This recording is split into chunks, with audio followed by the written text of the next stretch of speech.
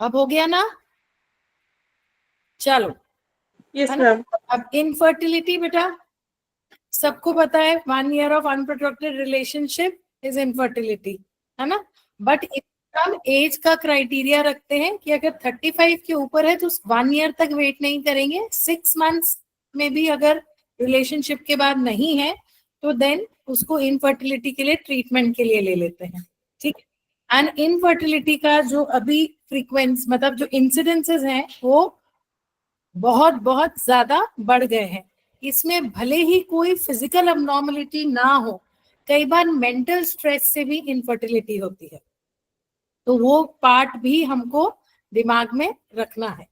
अब इसमें बहुत इजी सा मैंने इसलिए डाला है कि आप देखो, सबसे पहले your brain must produce reproductive hormones that control the ovarian function, पहला।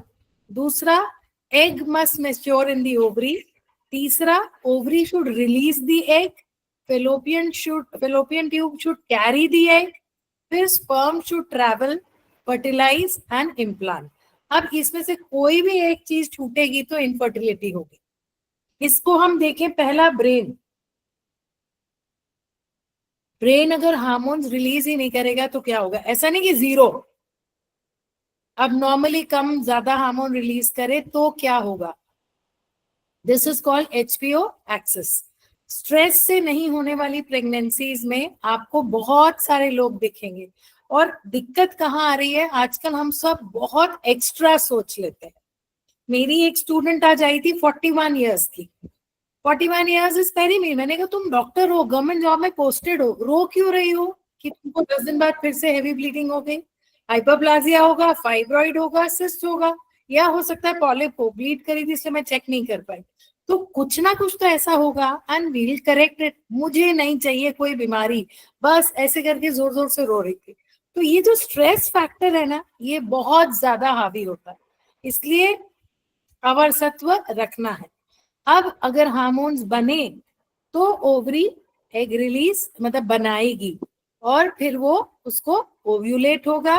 फेलोपियन ट्यूब, अगेन मैंने पहले भी बोला हुआ है, बहुत ज्यादा स्मोक, पेल्विक इन्फेक्शंस, इनसे फेलोपियन ट्यूब का फंक्शन जाएगा, दैट इज अगेन इनफर्टिलिटी का कारण। स्पर्म का काउंट, स्पर्म का फर्टिलाइज करना एग को, एंड एम्ब्रियो का इम्प्लांटेशन, इसमें से कोई भी एक चीज गड़बड़ाई तो आप किस कैटेगरी में आएंगे? Infertility. Then types, primary, secondary, unexplained. Primary जो कभी प्रेग्नेंट हुई नहीं, सेकेंडरी जो प्रेग्नेंट हुई भले डिलीवरी नहीं हुई है, मिस्ड अबॉर्शन की हिस्ट्री है या आईयूएफडी की हिस्ट्री है, but she will be taken as a case of secondary infertility and unexplained. ये सब आप लोगों को पता है, मैं इसलिए थोड़ा सा फास्ट करूं क्योंकि आप सबको पता है ये खुद में ही एक बहुत बड़ा टॉपिक है। अब इनफर्टिलिटी में हम देखें तो प्राइमरी सेकेंडरी तो मैंने आपको बताया। एक इनफर्टाइल कपल है तो जरूरी नहीं है कि सिर्फ फीमेल में प्रॉब्लम होगी, मेल इनफर्टिलिटी का फैक्टर है, फीमेल का है, अनएक्सप्लेन्ड है, कंबाइंड है या एज रिलेटेड है, ये सब हमको दिमाग में रखते हुए ट्रीट करना है। आज मेरी एक पेशेंट पॉजिटिव आई, मुझे इतनी खुशी हुई, मैं तो भूल ही गई थी कि उसको ट्रीटमेंट दे रही थी। शी सेड कि मैम मेरे हस्बैंड की ये रिपोर्ट थी, ये आई, मैंने आपसे ट्रीटमेंट लेके 2 महीने छोड़ दिया था, आपने कहा था 3 महीने बाद आना, एंड वो इम्प्रूव हो गया। She was pregnant, 3rd month में आई थी मेरे पास। मैं भूल ही गई थी कि इस नाम की कोई पेशेंट आ रही थी मेरे पास। तो ये वाला क्या हुआ बेटा? Combined infertility. नॉर्मली हम सबका माइंडसेट कैसा होता है? पेशेंट आया, बच्चा चाहिए, हम सबसे पहले फीमेल को ट्रीट करने लगते हैं, अगर पीसीओडी या कुछ थायराइड या कुछ भी है ना? हम हस्बैंड की तरफ 1-2 महीने बाद देखते हैं, वहां हम गड़बड़ हो जाते हैं। ये मैं अपने आप को हमेशा याद दिलाती हूँ कि नहीं, मुझे दोनों को साथ में टेस्ट करना है। तो उस केस में क्या होता है? जैसे उसके 2 साइकिल बहुत अच्छा फॉलिकल बना, tube was open, then I said तुमने अपना टेस्ट कराया? नहीं, करा के आओ। His count was 12 million. मैंने मेडिसिन दी, मैंने कहा बेटा अब तेरे एग्स बन रहे हैं, बस तू ये दवाई खाती रहे, एंड हस्बैंड इंप्रूव हो जाए तो आना 3 महीने बाद। 3 महीने क्यों? बिकॉज 62 से 72 डेज में हमको स्पर्म का मतलब स्पर्म बन के बाहर आते हैं, तो इसीलिए हम 90 डेज ले लेते हैं। तो इसको हम बोलते हैं कंबाइंड इनफर्टिलिटी। तो आप सबसे मैं यही कहूंगी, क्योंकि अब आप लोग उस एरा में हो जिसमें इनफर्टिलिटी मेल्स में भी बराबरी से है। हम लोग के टाइम तक males were very less infertile, या वो हमें भी अवेयरनेस नहीं थी कि हर मेल का चेकअप कराना है। तो वो वाला पार्ट आप लोगों को अभी कोशिश यही करो, अगर पढ़ा लिखा आदमी है तो सेम वाइफ के साथ ही उसका भी टेस्ट करा लो, क्योंकि 3 महीने उसको भी लगते हैं। ठीक है। दूसरा, अगर किसी के रिपीटेड अबॉर्शन है, आप सबको ये पता है कि हम टॉर्च टेस्ट कराते हैं। हाथ उठाओ, एक आध भी उठा लोगे तो समझ में आ जाएगा। लेकिन टॉर्च टेस्ट मेल्स का हम लोग नॉर्मली नहीं कराते, वो भी कराना शुरू करो बेटा। अगर मेल में पॉजिटिव है कुछ टॉर्च इन्फेक्शन, तो भी मिस्ड अबॉर्शंस होंगे, क्योंकि कॉम्बिनेशन तो वो दोनों है। मेल में 3 चीजें जरूर चेक करा लो, डायबिटीज, थायराइड एंड टॉर्च, अगर ऐसी कोई हिस्ट्री आ रही है। ठीक है। एंड एज रिलेटेड तो इज डिक्लाइन, एएमएच लेवल का कम होना एक टॉपिक इसमें है आगे। एएमएच लेवल कम होगा तो ओवेरियन रिजर्व तो कम हो रहा है, बट क्वालिटी ऑफ एग भी बहुत अच्छा नहीं आता। हम जैसे दिन भर काम करने के बाद थक जाते हैं, तो हम उतना अच्छा परफॉर्म नहीं कर पाते। ठीक ऐसे ही पूरा जो प्यूबर्टी वाला एज और रिप्रोडक्टिव एज में जब ओवरी ने फॉलिकल्स दिए, तो टुवर्ड्स डिक्लाइन जब एएमएच कम है, तो क्वालिटी एंड साइकिल्स कभी एनओव्यूलेटरी कभी ओव्यूलेटरी होंगी। तो एज रिलेटेड इनफर्टिलिटी में ये वाली चीजें आती है। एंडोमेट्रियम की क्वालिटी मेल्स में 50 के बाद चेंजेस दिखते हैं, बट फीमेल्स में 35 के बाद हमको चेंजेस दिखने लगते हैं। कॉजेस, मेल फैक्टर्स में सबसे पहले sperm count. Ma'am AMH naturally कौन सी एज पे, मतलब ऐसा कह सकते हैं कि बुकिश लैंग्वेज में, कि कम हो जाता है? एएमएच बेटा नेचुरली जो कम होता है दैट इज आफ्टर 35, इनफैक्ट 38, है ना, 35। आफ्टर 38, उससे पहले नहीं। बट अगर कोई सिम्टम आपको ऐसा दिख रहा है कि किसी फीमेल को पीसीओडी नहीं है, मतलब 23, जैसे मेरे पास एक पेशेंट थी 23 एज, पीरियड 6 महीने नहीं आ रहा, ना थायराइड है ना पीसीओडी, तो फिर डाउट गया कि प्रोलैक्टिन तो नहीं बढ़ा हुआ, या एएमएच तो लो नहीं है। फिर ये देखा तो AMH was 0.0 something towards menopause, towards क्या, इनफैक्ट मेनोपॉज ही हुआ। तो that is pre. Exactly ma'am, आजकल हाँ 26-28 की एज में भी एमएच 0-0 में ही आ रहा है, मतलब 0.6 यस 0.8 मैंने आ इसकी रहा है ना, केसेस देखी। दिस इज हाँ जी ma'am. Premature failure, ovarian failure, है ना। ओके। इसको हम ट्रीटमेंट्स में आगे बताऊंगी। मैम मैं वही पूछना चाह रही थी कि मतलब मिनिमम एज ऐसा भी है ना कि कम एज में भी नहीं आफ्टर देख 30 ये सब मतलब हो रहा है एमएच कम, तो वो कौन सी एज है कि भाई हाँ इससे पहले तो एमएच ठीक ही रहता है, ऐसा कुछ जस्टिफाई नहीं है? देख 100 में से कोई 2-3 का यंग एज में जाएगा, मैक्सिमम तो 35-36 के बाद आपको वो डिक्लाइन दिखता है ना। ठीक है। अब मेल फैक्टर में motility, blockage of the duct, seminal vesicle ठीक से काम कर रहा है, वासा में कहीं ब्लॉकेज तो नहीं है, ये ट्रांसपोर्ट वाला। एंड एक और रीजन होता है कि कहीं टेस्टिस हाइपो मतलब कम साइज की हाइपोप्लास्टिक तो नहीं है, तो उसके लिए सोनोग्राफी स्क्रोटम कराओ जिसमें कलर फ्लोज हो, आपको वेरिकोसील दिख जाए, हाइड्रोसील दिख जाए एंड साइज ऑफ टेस्टिस दिख जाए। अगर ऐसा कुछ है तो वेरिकोसील, देखो वेरिकोसील को मैं पेशेंट्स को भी ऐसे समझाती हूँ कि बेटा जहां पे ब्लड है वहां गर्मी है ना। एंड स्पर्म जो है वो बाहर क्यों है, स्क्रोटम बाहर क्यों है, क्योंकि कोर टेम्परेचर से कम टेम्परेचर स्क्रोटम में है, इसलिए स्पर्मेटोजेनेसिस है। तो आपको वेरिकोसील में वहां टेम्परेचर बढ़ रहा है, इसलिए स्पर्मेटोजेनेसिस कम है, तो उसको करेक्ट करेंगे तो स्पर्म्स ठीक हो जाएंगे। तो इस तरीके से जब आप पेशेंट को समझाओगे तो वो सर्जरीज भी मान जाते हैं टू एन एक्सटेंड। एक आध दो ना माने तो फिर दवाइयों से करना पड़ता है। फीमेल फैक्टर्स में ovum, tube, uterus, cervix, hormones, congenital abnormalities and age, ये सारे रीजन हैं फीमेल फैक्टर्स में। कंबाइन में आप दोनों को कंबाइन कर दें, लेकिन 2 फैक्टर्स और कंबाइन में होते हैं, that is karyotyping and anti phospholipid antibodies. कहीं क्रोमोसोमल एनोमली है तो प्रेगनेंसी नहीं होगी, या होगी तो अर्ली डिमाइज जाएगा। एंड एंटी न्यूक्लियर एंटीबॉडीज जो है ये कंपैटिबिलिटी है दोनों की, anti sperm antibody, anti nuclear antibody, इसको अपला टेस्ट बोलते हैं, कि जैसे ही स्पर्म एंड ओवम का आपस में कुछ फ्यूजन होता है तो ब्लड थिकनिंग हो जाती है एंड जो इम्प्लांटेशन है वो नहीं होगा।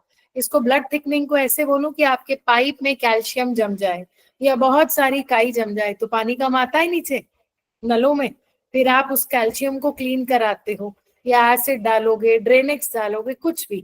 सिमिलरली आपकी यूट्राइन आर्टरी जो पूरे फंडस पे कैपिलरीज दे रही है, जैसे ही ये ANA positive anti nuclear antibody या कुछ ऐसा पॉजिटिव आता है तो ब्लड थिकनिंग होगी एंड जो कैपिलरीज है उसमें परफ्यूजन उतना अच्छा नहीं होगा, और जब ब्लड सप्लाई अच्छा नहीं होगा तो इम्प्लांटेशन नहीं होगा।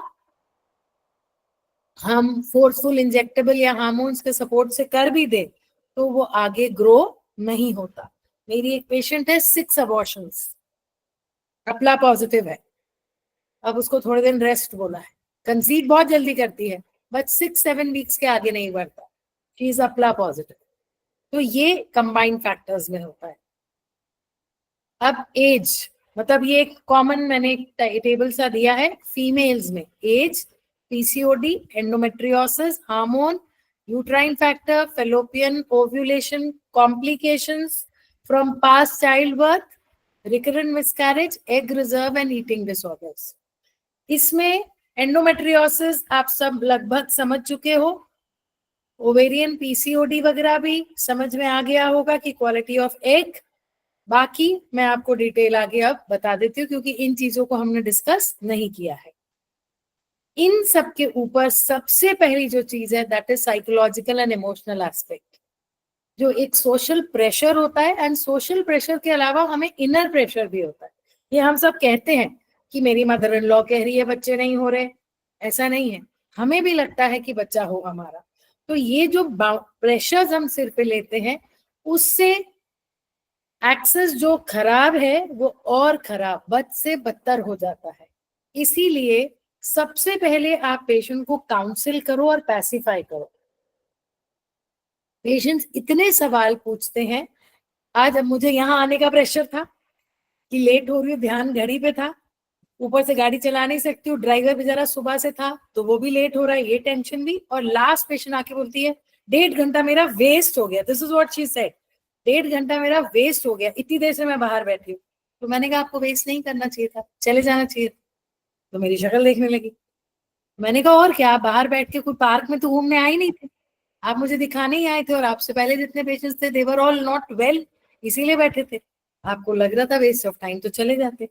थोड़ी देर चुप हुई, फिर अपनी सब रिपोर्ट्स निकाली, इतना बड़ा पुलंदा लेके आई थी। तो मैंने बोला, मैंने कहा अब मेरे 10 मिनट वेस्ट होने वाले हैं आपकी पूरी पास्ट हिस्ट्री पढ़ने में। थोड़ी सी मैं कई बार रूड हो जाती हूँ, आई नो, बट देखो पेशेंट की भाषा है ना, तो this is what psychological stress. फिर मैंने अपने आप को समझाया कि नो, वो ऑलरेडी बीमार है, मुझे अच्छे से बात करनी है। तो फिर मैंने अच्छे से तसल्ली से उसका सब देखा, वो वही था, पीसीओडी, फैटी लिवर, कॉलीलिथियासिस, बहुत सारी चीजें थी। तो ये मैंने अपना एग्जाम्पल क्यों दिया बेटा, मुझे तो कुछ नहीं चाहिए, ना बच्चा ना कुछ, but it was pressure in my mind कि मुझे जाना है, ड्राइवर लेट हो रहा है। तो जो शब्द मेरे मुंह से निकले वो अच्छे नहीं थे, and why, because that stressed me, सामने वाले ने ऐसा बोला। तो हमको पेशेंट को काउंसिल करना है कि कोई कुछ भी बोले, आपको कूल रहना है, नहीं तो जो बच्चे कुछ से हार्मोन्स हैं वो भी गड़बड़ा जाएंगे। देन कम्स दी कॉजेस, जो मैंने अभी सब बताए ये वही है, endometriosis, structural, auto immune, kidney, pelvic, hypothalamic. Auto immune में SLE और ये सीलिएक डिजीजेस तो हैं ही, इवन हमारे जितने ऑटो इम्यून डिसऑर्डर्स हैं वो, लेकिन ये जो मैंने बताया ये ऐड कर लेना अपने दिमाग में, किताबों में पढ़ने की जरूरत नहीं है ना लिखने की। APLA test, that is anti phospholipid antibodies, and karyotyping. Karyotyping, आप सबके पास पेशेंट आएंगे बेटा कि मैडम 4 बार मिस्ड अबॉर्शन हो गया, तो सबसे पहले टॉर्च टेस्ट करा लो और थायराइड, वो बेसिक है, वो नॉर्मल है उनका। तो फिर हम आगे बढ़ेंगे कि यार अब थोड़ा और ऊपर, क्योंकि ये सब महंगे टेस्ट है। जब ये नॉर्मल आया तो आप जाओगे अपला, ये सस्ता है, 1500, 1800, 2000। ये भी नॉर्मल आया तो आप कैरियोटाइपिंग कराओगे दोनों वाइफ हस्बैंड की। If that is also normal तो फाइनल डायग्नोसिस बनता है कि अब हम बच्चे का जो प्रोडक्ट्स ऑफ कंसेप्शन है उसका टेस्ट कराएंगे अगली बार। इस बार तो पेशेंट आई नहीं हमारे पास उस समय, क्योंकि कई बार उसमें भी ट्रिप्लॉइडी या कुछ एनामली आ जाती है, तो वो एनामलीज खुद की बच्चे की जो है वो भी अबॉर्ट कराती है। तो ये आपके डायग्नोसिस जो है दिमाग में फिट होना चाहिए कि हम छोटे से शुरू करते करते एंड तक जाएंगे। मैम टॉर्च नहीं होना, जैसे रुबेला वगैरह वो नहीं रिस्पॉन्सिबल होते हैं? मैंने बोला ना बेटा, सबसे पहले सबसे सस्ता थायराइड, फिर टॉर्च, ओके ओके। है ना। एंड टॉर्च में हस्बैंड का भी कराओ, सिर्फ वाइफ का नहीं, क्योंकि वायरस से इन्फेक्टेड स्पर्म भी तो हो सकता है ना। तो हस्बैंड का भी कराओ। अभी अभी में मेरे रिसेंटली 2-3 हस्बैंड्स पॉजिटिव है। तो मैम उनको पर्टिकुलर इनमें कोई सिम्टम नहीं होते हैं ना? कुछ भी नहीं दिखता, ही नहीं है, पता ही नहीं चलता, है ना। और टॉर्च का कैसा है बेटा, फर्स्ट 3 मंथ्स में अगर टॉर्च इन्फेक्टेड है तो बेबी मिस अबॉर्शन में जाएगा। सेकेंड ट्राइमेस्टर में अगर टॉर्च इन्फेक्शन बॉडी में आ रहा है, मतलब ये मैं कंसेप्शन के बाद की बात कर रही हूँ, तो कंजेनाइटल एनामलीज के साथ बच्चा आएगा, क्योंकि वही टाइम है ऑर्गेनोजेनेसिस को सेटल होने का, है ना। और लास्ट ट्राइमेस्टर में अगर टॉर्च का इन्फेक्शन मदर ने ले लिया तो उसमें इधर प्री टर्म डिलीवरी या लेट एनामलीज आ जाती है। और लेट मैम एनामलीज आईजीजी में भी हमें कुछ करना होता है? क्योंकि आईजीएम में तो हमें ठीक है भाई, वो तो एक्टिव पॉजिटिव, आईजीजी पॉजिटिव आता है, जैसे बहुत से पेशेंट करो अपने करो करो करो ट्रीट करो, है ना। इस पे एक बार हम लोगों का बहुत स्ट्रॉन्ग डिस्कशन हुआ था मतलब एलोपैथी। मैंने तो मैम फिर एलोपैथ वालों के पास रेफर कर दिया था, आईजीजी Don't- सारे पॉजिटिव थे, डोंट जब मुझे डोंट पता नहीं था क्या करना करो चाहिए। ट्रीट सोनाली, खुद ओके, ट्रीट तब करो। पता नहीं था मैम क्या करना चाहिए। आईजीजी भी अगर किसी को है तो आईजीजी जो है वो पास्ट इन्फेक्शन दिखाता है, एंड आईजीएम आपको करंट दिखाता है कि it is still in your body. ठीक है। अब आप सबसे पूछती हूँ, कोविड कितनों को हुआ? बहुतों को, हुआ है। बहुतों को हुआ, है ना। और एक अच्छा बार खासा हुआ, हुआ। 2 बार हुआ, 2 बार, किसी किसी को 2 बार हुआ, किसी किसी को 3 बार भी हुआ। तो हमको हमारे में एंटीबॉडीज बनने के बाद भी कोविड हुआ ना, बिकॉज एंटीबॉडीज एक टाइम के बाद डिक्लाइन होती हैं। ऐसा थोड़ी कि एक बार एंटीबॉडी बन गई तो नहीं होगा, एंटीबॉडीज डिक्लाइन होती। तो उस केस में सिमिलरली इसमें भी है कि आपका एक्सपोजर, इवन स्मॉल पॉक्स, ये चिकन पॉक्स बोलते थे पहले कि एक बार हो जाए दूसरी बार नहीं होगा, बट आपको दूसरी बार मेरे घर में ही हुआ, मुझको हुआ। तो वो एक्सपोजर, उस टाइम मेरी इम्यूनिटी कम है और सामने का एक्सपोजर बहुत स्ट्रांग है, तो आया पर उतना नहीं आया, क्योंकि कुछ एंटीबॉडीज मेरे में रही होंगी। तो ऐसे ही इसमें टॉर्च में भी बेटा, जो हम इन्फेक्शन कैच करते हैं, मे बी फर्स्ट टाइम हमने बहुत स्ट्रॉन्ग किया और सेकेंड टाइम कम कर ले, है ना, कि बेबी ब्लीड करने लगे और फिर पकड़ जाए हमारी दवाइयों से, बट एनामली के चांसेस तो बैक ऑफ माइंड रखने पड़ेंगे। तो इसमें हमको वैक्सीन रुबेला का लगाना ही है। आजकल तो स्कूल्स में लड़कियों को लग रहा है, आप में से जो अनमैरिड लड़कियां हैं सब लोग रुबेला का वैक्सीन लगाओ, it is just a 1 dose life time. तो जो नहीं भी प्रेग्नेंट है वो लगवा लें, जो एंगेजमेंट वाली एज है वो भी लगाए, रुबेला लगाना है। उसके बाद बचे बाकी मैम इसका फिर कोई टाइम भी होता है कि भाई आपने आज वैक्सीन लगवाया तो उतने टाइम तक आप कंसीव नहीं कर सकते रुबेला के बाद? कुछ ऐसा भी है? जैसे जो वो होती है कैंसर वाली जो आजकल चली है, जो यूट्राइन कैंसर वाली, उसमें तो होता है ना कि हाँ हम नहीं कर सकते। हाँ, उस 2 स्टडीज है बेटा कि आपने वैक्सीन आज लगाया तो 90 डेज तक you will not plan, because viral load जो रुबेला का है वो आपकी बॉडी में है। अभी जो रिसर्च स्टडीज है उसमें ये है 28 डेज के बाद यू कैन प्लान, बट मैं कभी भी किसी नई स्टडी पे नहीं जाती, क्योंकि हर दवाई नई आती है, 4 दिन बाद उसका साइड इफेक्ट दिखता है। तो आप 3 मंथ्स का गैप बोलो, उस 3 मंथ्स में आप अपनी आयुर्वेदिक मेडिसिन दो। कौन सी दोगे? बेस्ट एंटीवायरल बताओ। टॉर्च प्लस, टॉर्च प्लस बोला था मैम आपने। मेरी वाली बात मत बोलो, होमियामल की, नीरोसिल सोल्यूमिक्स की, गिव इट, वो 3 मंथ्स वाइफ हस्बैंड दोनों को दे दो, ठीक है। NIROCIL नीरोसिल, ठीक है। कैसे देनी? twice, 1 BD for 3 months.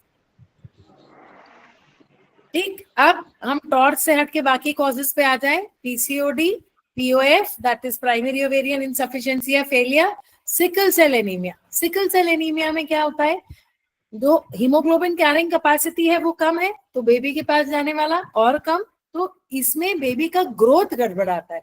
कोई अबनॉर्मलिटी नहीं है, बट जब उसको ऑक्सीजन नहीं मिलेगा प्रॉपर तो बेबी विल नॉट ग्रो. पढ़ने दे मुझे. रीजन इसमें आपको सिकल सेल वाली पेशेंट मेरी 2 हैं, दोनों डिलीवर हो गई. उसमें आपको एलिवेटेड रखना है उनका हीमोग्लोबिन. तो sickle cell. Fibroids and polyps. Polyps में तो इम्प्लांटेशन ही नहीं हो पाता. फाइब्रॉइड में इम्प्लांटेशन हो सकता है अगर वो फंडल रीजन या कहीं कंप्रेस नहीं कर रहा, बट इस पेशेंट को शुरू के 3-4 महीने बहुत केयरफुली लेके चलना पड़ता है, क्योंकि वहां ऑलरेडी फाइब्रॉइड पल रहा है और दूसरे को पालना है. ठीक है, वहां से यहाँ निकाल. कुलसुम म्यूट हो जाओ बेटा.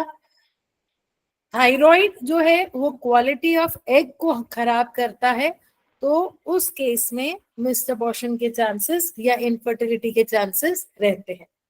प्रायर सर्जिकल स्टेरिलाइजेशन, ये तो वही कि किसी ने टीटी कराया है और फिर रिकैनलाइजेशन करा रहा है, तो उसमें एक्टोपिक प्रेगनेंसी के चांसेस ज्यादा होंगे, क्योंकि जहां वो जुड़ी है वहां पे ओरिजिनल ट्यूब की क्वालिटी तो नहीं होगी, फाइब्रोसिस होगा, तो इसमें इनफर्टिलिटी. जेनेटिक एंड क्रोमोसोमल जो मैंने आपको बताया.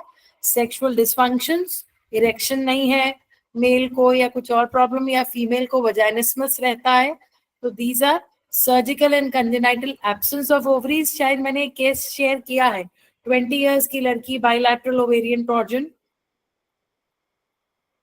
And Yes, ma'am. हाँ, तो दीज आर सर्जिकल. ये दिस इज हार्ड लक, कि उस बच्ची का हार्ड लक है कि उसके लिगामेंट्स उतने वीक थे. Then diagnosis. डायग्नोसिस में पीवी इज मस्ट. सेकेंड, आज का ही पेशेंट बता रही हूँ, इरेगुलर ब्लीडिंग बीच बीच में आ रही है पेट दर्द के साथ, ऐसे आई. मेरी पेशेंट थी, गवर्नमेंट हॉस्पिटल में डिलीवर हुई. गवर्नमेंट में आजकल उनको अपना डाटा पूरा करना होता है, तो वो सबको मल्टीलोड प्रॉपर्टी लगा देते हैं कि हमने इतना फैमिली प्लानिंग किया. मैंने उसको लिटा के पीवी किया कि स्पॉटिंग चल रही है, देखूं कुछ और इन्फेक्शन या पुलिप तो नहीं, तो मुझे कुछ फील हुआ सर्विक्स पे. स्पेक्युलम डाला और रिट्रैक्टर लिया, तो अच्छा कॉपर्टी का धागा, मतलब मैं निकाल दूं, तो बोली हाँ निकाल. तो pelvic examination is must, PV करना ही है. देन ब्लड टेस्ट में अब इनफर्टिलिटी के लिए कौन से टेस्ट हैं? FSH, LH, prolactin, thyroid, कॉर्टिसोल्स, testosterone and AMH. ये प्रोफाइल आता है, इनफर्टिलिटी प्रोफाइल. इनफर्टिलिटी प्रोफाइल में FSH, LH, TSH, prolactin, कॉर्टिसोल्स, testosterone and AMH. ये टेस्ट हमको कराने हैं. आजकल और एक्सटेंडेड में आ गया है एस्ट्राडोइल एंड विटामिन डी, वो भी ऐड हो गया, क्योंकि विटामिन डी कम होता है प्राइमरी ओवेरियन फेलियर में या क्रॉनिक PCODs में, तो विटामिन डी भी कराने लगे हैं. पेशेंट तो क्या बोलता है, मैडम बस अभी शादी हुई तब से पीरियड गड़बड़ हुआ. आपको उसके उस स्टेटस से पता चल जाएगा कि विटामिन डी बिल्कुल सिंगल डिजिट में है, यानी ये क्रॉनिक PCOD की पेशेंट है. तो ये टेस्ट जो है हमको ब्लड टेस्ट से पता चल जाता है. अब इसके ऊपर वही ANA और ये सब जो मैंने आपको बताया, पर बेसिक टेस्ट में ये वाले टेस्ट है.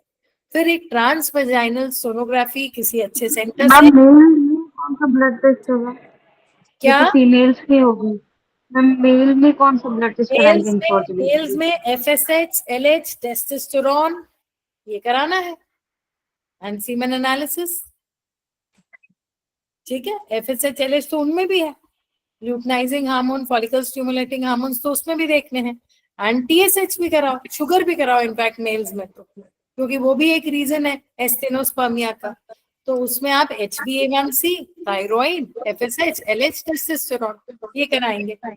ठीक है, एक ट्रांसवेजाइनल सोनोग्राफी, फिर hysteroscopy to see the tubes and all. Then HSG is a very common test. X-ray HSG वो एक ही चीज है. एंड लैप्रोस्कोपी, डायग्नोस्टिक हिस्ट्रोलैप्रोस्कोपी, अगर कुछ खराबी आती है, ऐसे ही सब में कराने का नहीं है. देन इनफर्टिलिटी का ट्रीटमेंट, ये मैं मॉडर्न का बता रही हूँ, आयुर्वेद बिल्कुल अलग है, पर आप लोगों को पता होना चाहिए, क्योंकि इनफर्टिलिटी का पेशेंट जो है वो 4-5 फाइल लिख के आता है बेटा, आपको उसके फाइल जब तक पढ़नी नहीं आएगी आप अगला स्टेप नहीं ले पाओगे। उसमें सबसे पहले लाइफस्टाइल मॉडिफिकेशन, वेट ज्यादा है तो वेट लॉस करने बोलिए, which is not very easy. It is very easy to say lose your weight, हमारा ही आधा किलो कम नहीं होता, तो वेट लॉस करना बहुत इजी नहीं है, बट उसको मोटिवेट करो। ऑलरेडी डिस्करेज्ड होती है, डीमोटिवेटेड होती है, पेशेंट को एक पुश दो कि आप थोड़ा सा डाइट ऑल्टर करें, रात को ना खाएं, ऐसे सब। एंड स्मोकिंग, ड्रग्स और अल्कोहल बैन कर दो, बिल्कुल नहीं लेना है, नहीं तो कंसीव कराना डिफिकल्ट है। देन मेडिकेशंस में एलोपैथी में जो देते हैं वो है क्लोमिफेन सिट्रेट एंड लेट्रोजोल, ये सब ओव्यूलेशन इंडक्शन के लिए है, ओव्यूलेशन इंडक्शन के लिए है ये दवाइयां। एंड इसके साथ जो आजकल चल रही है वो है मेटफॉर्मिन, अगर प्रोलैक्टिन ज्यादा है तो कैबरगोलिन। तो ये आप जब फाइल देखते हो तो आपको पूछने की जरूरत ना पड़े, मुझे वो बिल्कुल अच्छा नहीं लगता, और मेरे से जो पढ़ रहे हैं वो ऐसे नहीं होने चाहिए। तो आपने अगर देखा उसके पर्चे पे कैबरगोलिन दिया है उसने, यानी उसका प्रोलैक्टिन ज्यादा था, ठीक है। दूसरा, अगर वो मेटफॉर्मिन ले रही है तो इंसुलिन रेजिस्टेंस या वेट ज्यादा था, इसीलिए वो ले रही है। तीसरा, क्लोमिफेन सिट्रेट लेके आई है या लेट्राजोल लेके आई है, मतलब वो इंडक्शन करा चुकी है अपना, अब अपने को उसके ऊपर सोचना है। चौथा, कि अगर पेशेंट कुछ इस टाइप का मायोइनोसिटाल या कुछ इस टाइप का लंबा एंटीऑक्सीडेंट्स ले रही है तो एंडोमेट्रियल लाइनिंग की क्वालिटी अच्छी नहीं है, तभी कोई डॉक्टर उसको फर्टिलिटी एंटीऑक्सीडेंट्स दे रहा है। तो आप जब उसका पर्चा देखो बेटा तो आप सबको समझ में आना चाहिए कि she is suffering from this, मुझे अब इसके आगे आपका ठीक है। अब सर्जरी, सर्जरी देखो, बड़े बड़े पॉलिप्स हैं या फाइब्रॉइड्स हैं या ट्यूबल ब्लॉक है या एंडोमेट्रियोसिस है, बेटा प्लीज कौन है, म्यूट कर लो। ये सब जो है मॉडर्न साइंस के इनफर्टिलिटी के ट्रीटमेंट्स हैं। अब how to prevent infertility, diet तो है ही, स्मोक भी मैंने बताया, इन्फेक्शंस, एसटीडीज, हाँ ये सेक्सुअली ट्रांसमिटेड इन्फेक्शंस, अगर आपको पीवी करने में या पर वजाइनल ऐसा स्पेक्युलम डाल के देखने में या वल्वा में छोटे छोटे वॉट्स दिख रहे हैं या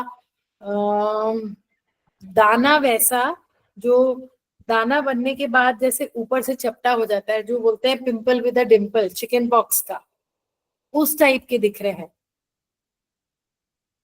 छोटे छोटे जनरलाइज पोस्ट्यूलर रैश दिख रहे हैं, ये सब सेक्सुअली ट्रांसमिटेड डिजीजेस के इंडिकेशंस है, इसमें आप उसका VDRL कराएंगे।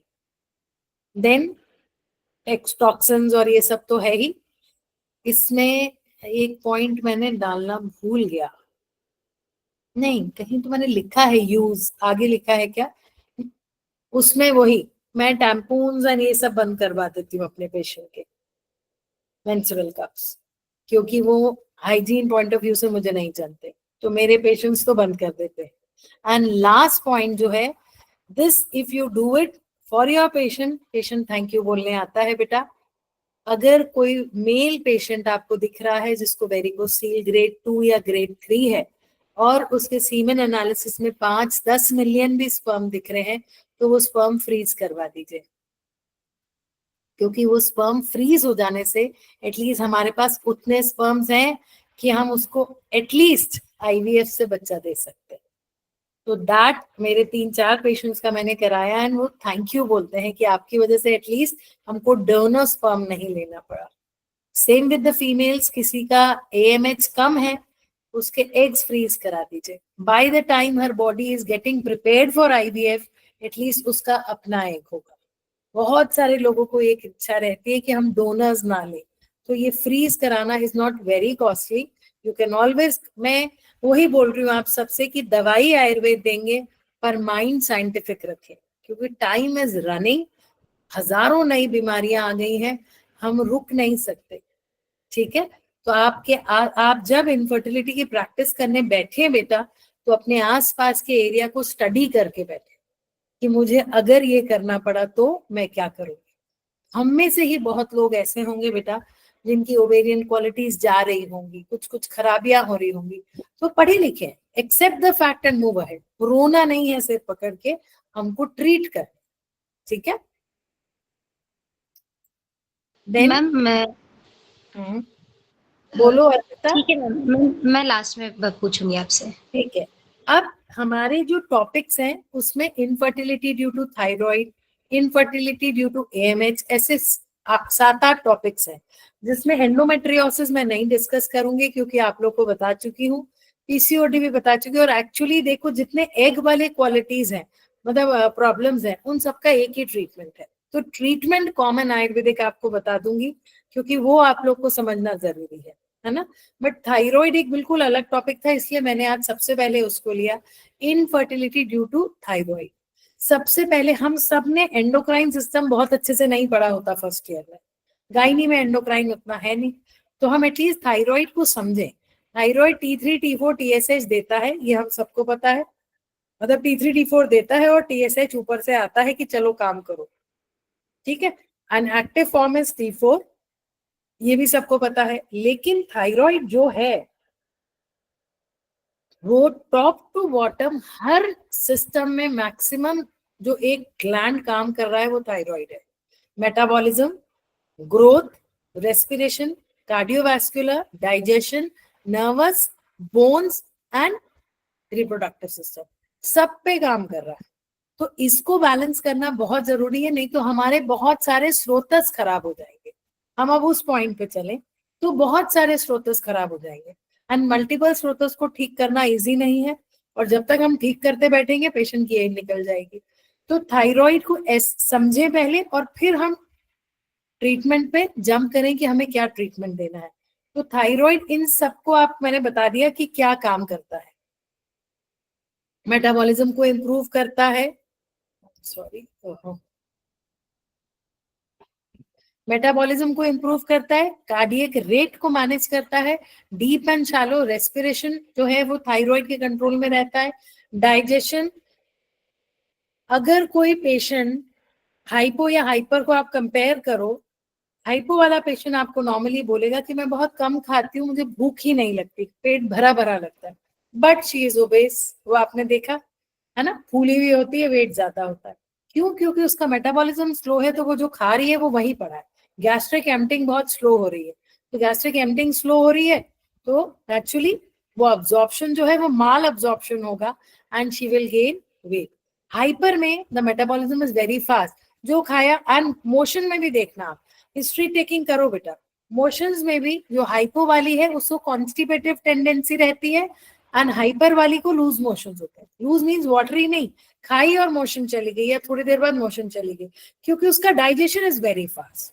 तो ये अब आयुर्वेद से सोचना है अपने को, डाइजेशन फास्ट है, डाइजेशन स्लो है, अन्नवाह स्रोत, मतलब उस तरीके से हमको सोचना है कि इसका डाइजेशन ऐसा है, कौन सा स्रोतस इन्वॉल्व हो रहा है, इसका मेटाबॉलिज्म ऐसा है, कौन सा स्रोतस इन्वॉल्व हो रहा है, ये सब हमको सोचना है आयुर्वेद के हिसाब से।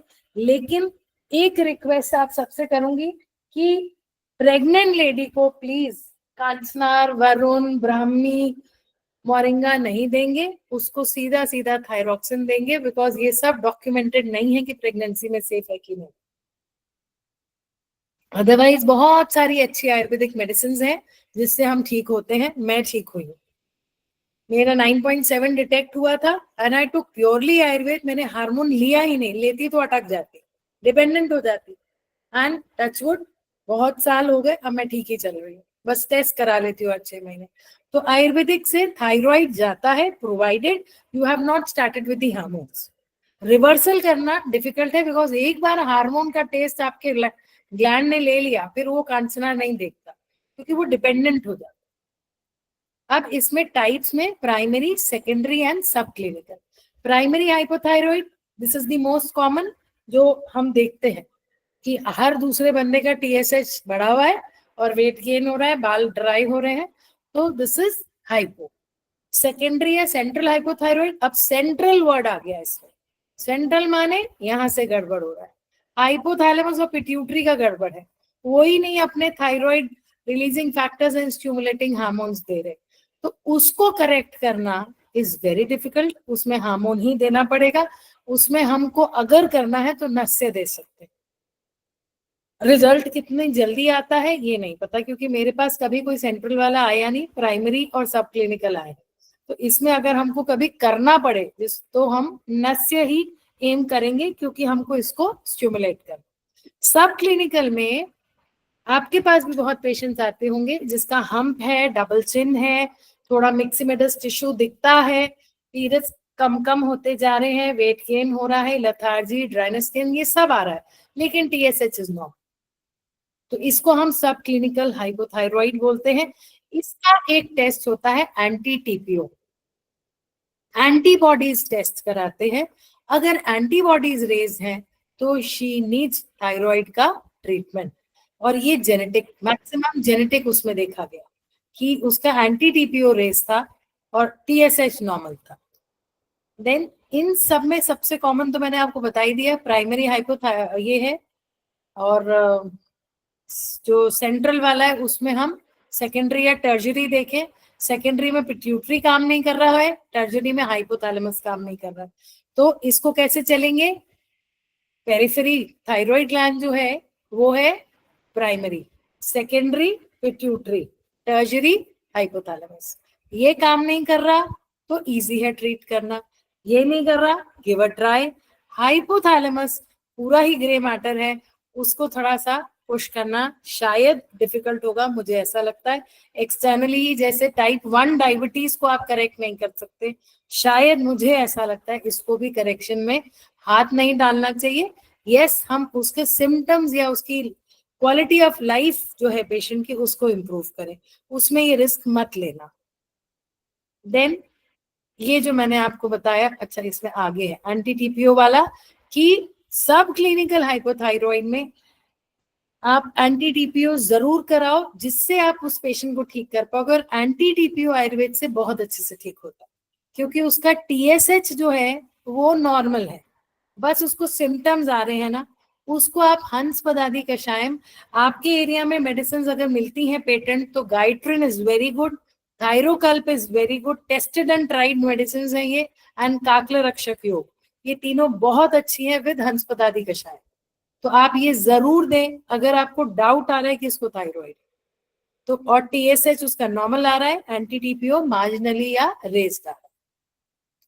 देन सब क्लिनिकल यही सब मैंने बता दिया। अब कंजेनाइटल, कंजेनाइटल में अगर है ही नहीं, शुरू से काम कर ही नहीं रहा, तो इसमें हम कुछ नहीं कर सकते। Externally that hormone has to be given to the child so that he grows. बहुत सारे बच्चों में होता है आजकल, मतलब मेरे ही पेशेंट में मैंने बच्चों में डायबिटीज भी देख लिया और थायराइड भी देख लिया, बम ऐसे बच्चे आ रहे हैं। तो इनको तो जन्म से ही देना है। अब आप सोचो उनको वो गोलियां कैसे देते होंगे, you need to give, otherwise ये सब हाइपोकैलीमिया, एनीमिया, इन सब के शिकार होते हैं। कार्डियोवैस्कुलर सिस्टम, हार्ट पे लोड आ रहा होता है, तो इनको तो देना ही है। इसमें प्लीज आयुर्वेद का हस्तक्षेप मत करिएगा। Transient is very common again. Transient जो है हमने कहाँ देखा, नॉर्मली बताओ, आप सबने देखा होगा। कुछ कुछ लेडीज को प्रेगनेंसी में आता है और डिलीवरी के बाद 2-3 महीने में ठीक हो जाता है। These are transient hypothyroidism. तो इसमें दिया और उसके बाद पेशेंट का हर 6 मंथ्स चेक कराया, लेकिन बैक ऑफ माइंड ये रखा कि ये थायराइड प्रोन है। तो थोड़े दिन चाहो तो आप उसको कोई भी एक दवाई 6 मंथ्स टू 1 ईयर चला दो, कभी भी नीचे नहीं गिरता। पर्सनली ली हुई है इसलिए बता रही हूँ, बेझिझक चला दो, एक गोली रोज, एंड खाली पेट देने की जरूरत नहीं है, क्योंकि हमारी दवाइयों में बहुत सारी चीजें मिली होती हैं। तो खाली पेट कई बार बहुत एसिडिटी होती है, just take it before breakfast. आप जब पहला मील खा रहे हैं तब ले लें और फिर मील ले लें। जबकि एल्ट्रॉक्सिन वगैरह जो थायरॉक्सिन खाते हैं वो हम आधा घंटा पहले कुछ, मतलब बाद में कुछ खाते हैं। तो अपनी मेडिसिन को आप सब क्लिनिकल या ट्रांजिएंट में आराम से फॉलो अप में 6 मंथ्स दे सकते हो। Hashimoto is again a condition जिसमें गॉइटर आता है। इसमें कौन सा देंगे? गंडमाला खंडन रस, कांचनार, गुग्गुल, वरुण विद हंसपदादी कषाय। ये अच्छा काम करता है, गॉइटर का साइज अच्छे मैम से कम। रिपीट कर दीजिए। क्या करूं बेटा? मैम रिपीट कर दीजिए। ड्रग्स गंडमाला हाशिमोटो। खंडन, गंडमाला खंडन रस, कांचनार गुगुल, वरुण एंड हंसपतादी कषाय। ठीक है। और मैम जो सब क्लिनिकल और ट्रांजिएंट हाइपोथायराइडिज्म में वही चलेगा ना, थायरोकल्प और हाँ, बाकियों को उनको इतना देने की जरूरत नहीं है। ठीक है। ठीक है, ओके। कांचनार नहीं चलेगा ना इसमें, सब नहीं क्लिनिकल वाले में? नहीं, कुछ भी नहीं। उसमें तो एक सिंगल टैबलेट रखो। पेशेंट खुद ही बोलती है कि मेरी स्वेलिंग कम हो गई, बॉडी लाइट लगने लगी, तो आपको कॉन्फिडेंस आता है कि yes we are in the right direction, है ना। मैम तो टैबलेट तीनों में एक से बार कोई रिपीट भी कर बता दीजिए ना। दूंगी कि एक ही देना सब है? क्लिनिकल। दोनों जने एक साथ बोल रहे हो, रति हनुमंताशा। मैम हम ये सब कह रहे हैं कि क्लिनिकल के हाइपो थायरोकल्प और कोई एक। अब थायराइड जो है वो इन फीमेल और मेल दोनों में क्या इफेक्ट दिखाता है? अगर कोई हाइपोथायराइड है तो हाइपोथायराइड फीमेल है तो उसमें ओव्यूलेशन जो है वो अच्छा नहीं होता, एंड ओव्यूलेटरी साइकिल्स ज्यादा देखी जाती हैं, so it becomes difficult for her to conceive.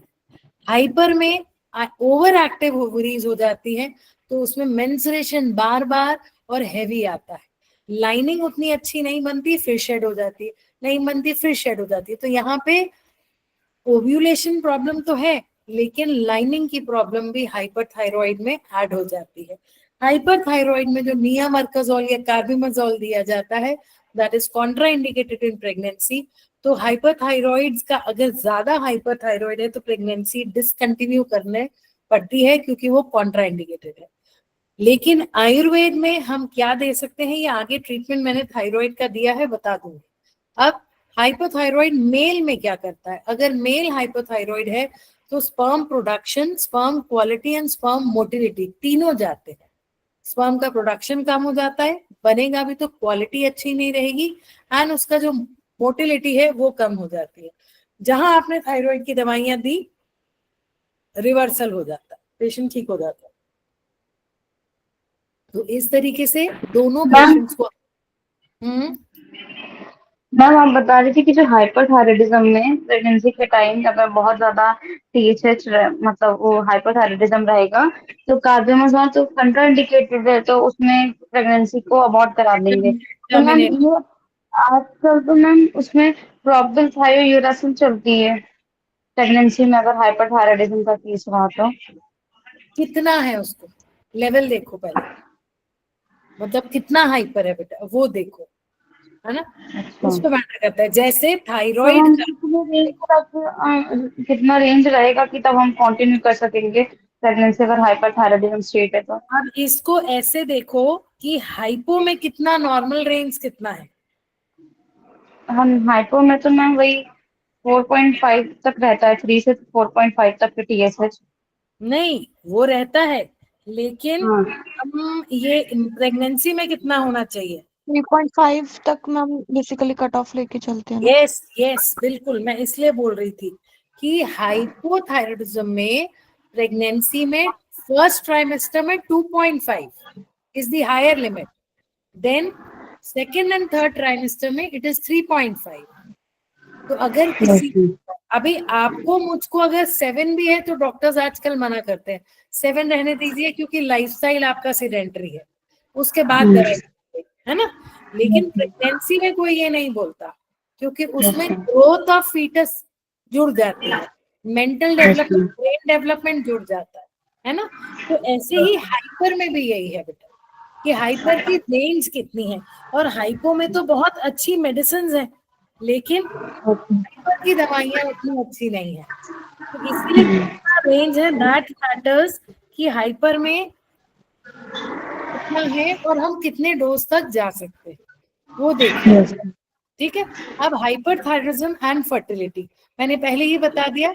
Hyperthyroidism में क्या होता है, हर चीज बहुत फास्ट हो रही है, तो उसमें हार्मोन इम्बैलेंस जो है वो हमको ज्यादा दिखता है, लेकिन इनफर्टिलिटी हाइपो में ज्यादा दिखते हैं। इसमें इम्प्लांटेशन प्लाजेंटल फैक्टर डिस्टर्ब होता है। देखो इसमें लिखा भी है मैंने, ओवर एक्टिव लेवल्स की वजह से regulation of health of placenta, uterus ज्यादा है, ओवेरियन टिश्यू उतना नहीं है। तो हाइपर जो है वो सर्कुलेशन इश्यूज ज्यादा डेवलप करता है, क्योंकि जल्दी जल्दी जल्दी पीरियड आ रहा है, तो जो फंक्शनलिस लेयर है वो उतनी अच्छी और हेल्दी नहीं बनती, तो इम्प्लांटेशन इश्यूज आते हैं, कंसेप्शन इश्यूज इतने नहीं होते। हाइपो में कंसेप्शन इश्यूज होते हैं, कंसीव करने में दिक्कत आती है। क्लियर? अब बारी आई आयुर्वेदिक व्यू की। आयुर्वेदिक व्यू में अब हम पूरा अपना स्रोतस धातु ये सब देखें। तो आयुर्वेदिक व्यू में देखो, सबसे पहले इस मेरे स्लाइड को मत पढ़ो और आप सब जो हम बात कर रहे हैं उसी को रिकलेक्ट करो। पेशेंट का मेटाबॉलिज्म स्लो है, अग्नि गई, ठीक, उसने वेट गेन किया, मेदोवा स्रोतस गया, उसका डाइजेशन स्लो हो गया, रसवह स्रोतस, पीरियड्स कम हो गए, फॉलिकल ओव्यूलेशन अच्छा नहीं हो रहा, रसवह स्रोतस। तो इस तरीके से अब आप यहाँ पे सामने देखोगे तो रसवह स्रोतस, रत्वह स्रोतस, मेदोवह स्रोतस, शुक्रवह इन मेल्स एंड फीमेल्स में loss of sexual desire, secretion नहीं रहती, ड्राइनेस आ जाती है, तो शुक्रवाह स्रोतस। और जब इतना सारा किसी को हो रहा होगा तो उसको मनोवाह स्रोतस भी जाएगा। तो अब हम अग्नि को दीप्त करेंगे तो लगभग एक दो चीजें तो हमारी ठीक हो जाएंगी, एंड दैट इज रसवह और मेदोवह तो ठीक हो ही जाएगा। तो हमने ये स्रोतो दृष्टि देख ली। अब हम दोष पे आ जाए। मोटे हो रहे हैं, cough, dryness, hair fall, hair thinning बढ़ रही है, वात। तो कफ और वात तो पक्के ही खराब है। इसमें पित्त जो है वो उतना नहीं होता, क्योंकि आप देखना, you are sensitive to cold, hypothyroids are sensitive to cold. ये मॉडर्न से क्यों रिलेट कर रही हूँ, क्योंकि आयुर्वेद में हाइपोथायरॉइड नाम की कोई बीमारी नहीं थी। हमको अब आयुर्वेद से ट्रीट करना है तो बीमारी को अपने सांचे में फिट करना है। हाइपर वालों को गर्मी लगती है, हाइपो वालों को ठंड। तो किसमें पित्त दोष ज्यादा हो गया? हाइपर। मानवी, सबको सुनाई दे रही हूँ बेटा, आपको क्यों नहीं दे रही? आप अपनी जगह बदलो। तो हाइपर में पित्त बढ़ गया है ना, और इधर पित्त, ये दो दोष खराब है तो थोड़ा बहुत हिलेगा जरूर, पर मेन दोष कौन है? कफ और वात। तो दोष में हमको कफ और वात को, स्रोतस में इनको जब हम बैलेंस करेंगे तो हमारा थायराइड पेशेंट बहुत कुछ हमारे फ्रेम में आ जाएगा। एंड बिलीव मी, ये माधव बाग और ये जो सेंटर्स हैं ये भरे जा रहे हैं, भीड़ है। पता है, मेरे 1 किलोमीटर की दूरी पे ही है Madhav Baug. They are on reversal of metabolic disorders. They started with heart, diabetes आ गया और अब ओबेसिटी एंड मेटाबॉलिक डिसऑर्डर्स पे आ गए। एंड वो सिर्फ क्या करा रहे हैं? वस्ती डाइट अपनी देते हैं, डाइट किट्स अपनी देते हैं। तो हमको इसी से सीख लेना चाहिए कि डाइट बहुत बड़ा रोल प्ले करती है। और पेशेंट बताए, आप 4 किलो वेट लूज करके भी इतना खुश होता है कि मैं वहां गया था, मेरा 4 kg लॉस हुआ, अब बाकी मेरे हाथ में है, ऐसे बोलते हैं। पता है तो कितना अच्छा लगता है। तो अगर आप किसी पेशेंट की सिर्फ लाइफ की क्वालिटी को भी इंप्रूव करते हैं अपने इन दीपन पाचन स्रोतोशोधन से, वो आधा आपका फैन हो जाएगा। Don't think of curing TSH अगर कोई 150 मिलीग्राम की गोली ले रहा है पिछले 8 साल से, बट आप उसके जितने दुख है वो दुख कम कर देंगे, वो उसी में ठीक अच्छा फील करेगा। तो अब दुख कैसे दूर करेंगे? सबसे पहले दीपन पाचन चिकित्सा 5 दिन 8 दिन से कुछ नहीं, गिव फॉर 1 मंथ, क्योंकि वो इतने सालों से जो भरा हुआ है उसके में टॉक्सिन्स, आपको वो रिलीज कराने के लिए टाइम चाहिए। दीपन पाचन अगेन आपका ड्रग ऑफ चॉइस है। त्रिकटु, अजमोदादी, चित्रक, जो आपको अच्छा लगता है, अग्नितुंडी, विच एवर वटी you like you added to it, so that उसका दीपन पाचन मेटाबॉलिज्म फास्ट हो जो स्लो था। देन हम जीरकादियरिष्ट भी अच्छा काम करता है इसमें। इसके बाद श्रोतोशोधन। अब श्रोतोशोधन में अगर आप पंचकर्म वाले हैं तो वमन कराएं, वमन का रिजल्ट अच्छा है। वमन के बाद आप एक वस्ती उसको जरूर दें कि उसका जो भी एग्रावेटेड वात है वो सब नॉर्मलाइज हो। बट और उद्वर्तन, क्योंकि मिक्समेडस टिश्यू उद्वर्तन से ठीक होता है, पर वमन के बाद ये करेंगे तो ज्यादा अच्छा रिजल्ट है। वमन नहीं, अगर पंचकर्म सेंटर्स नहीं है तो मेडिसिन पे फिर हम कैसे आएंगे, मेदोपाचक, है ना। तो आप उसमें मेदोहर विडंग आदि लॉ दे सकते हैं, इसमें ये सब लेखन भी है साथ में, मेदोहर विडंग आदि लॉ। फिर ये अभी दूध पापेश्वर ने मेदोजय सिरप निकाला, इट इज गुड, वो दे सकते हो। और अपने पास और क्या है, बहुत सारी है वैसे तो फैट कम करने के लिए, पर पेटेंट ड्रग्स है, आपके एरिया में है कि नहीं आई डोंट नो, ये सब स्टार्ट कर सकते हो। लौ आसव दे सकते हो, इनका हीमोग्लोबिन भी कम होता है और लौ कर्षण करता है, तो आप लौ आसव भी ऐड कर सकते हो, कुमारी आसव ऐड कर सकते हो, जो जो मेटाबॉलिज्म फास्ट कर रहे हैं, पर फॉर 1 मंथ। उसके बाद आ जाओ अपनी थायराइड की दवाइयों पे। थायराइड की दवाइयां मैं बता रही हूँ, ट्रीटमेंट में मैंने ये लिखा, जो बोला है वो सब लिख ही दिया है। कांचनार, पुनर्नवा, अश्वगंधा, कुटकी है, ये मिसप्रिंट, मैंने टाइपिंग गलत हो गई, कुटकी, भलातक। अगर किसी को बहुत ज्यादा एडिमा है, इन्फ्लामेटरी वाला है, तो भलातक बट घी के साथ, वो आप सबने कॉलेज टाइम पे पढ़ा होगा। वरुण, शिग्रू, शिग्रू को नॉर्मली शिग्रू गूगल दो तो बेटर रिजल्ट आता है। तो ये सब आप पेशेंट को दे सकते हो। और इसके अलावा 1 मिनट, ये आगे ब्राह्मी एंड जटामानसी to reduce the anxiety and for the forgetfulness. Thyroid आप में से अगर किसी को है तो डायग्नोसिस के टाइम ये होता है, पीरियड ठीक नहीं आ रहा, वेट गेन, भूलने लगे हैं, स्किन ड्राई हो रही है, तो जो ये भूलने लगे हैं, ये ब्राह्मी और जटामानसी, तगर, इन चीजों से इंप्रूव होगा। Then ginger, ginger is a very good supplement. Ginger tea, धनिया टी, ये जरूर स्टार्ट करो। ये सब दवाइयों में मत शामिल करो, नहीं तो पर्चा भर जाएगा। उसको बोलो आप ऑल्टरनेट लेते चले। धनिया थायराइड के लिए अच्छा है, जिंजर जो है वो एक सप्लीमेंट की तरह, अगर आप लॉन्ग टर्म देते हैं तो मेटाबॉलिज्म इंप्रूव होता है, थायराइड को स्टिमुलेट करता है हार्मोन सिक्रीशन के लिए। ये सब स्टडीज हैं, बहुत सारे रिसर्च पेपर्स हैं, आप लोग भी पढ़ा करो, ये सब नेट पे आते हैं। तो प्लीज स्टार्ट रीडिंग, रीडिंग की हैबिट डालो, हम लोग पढ़ के ही करते हैं ये सब।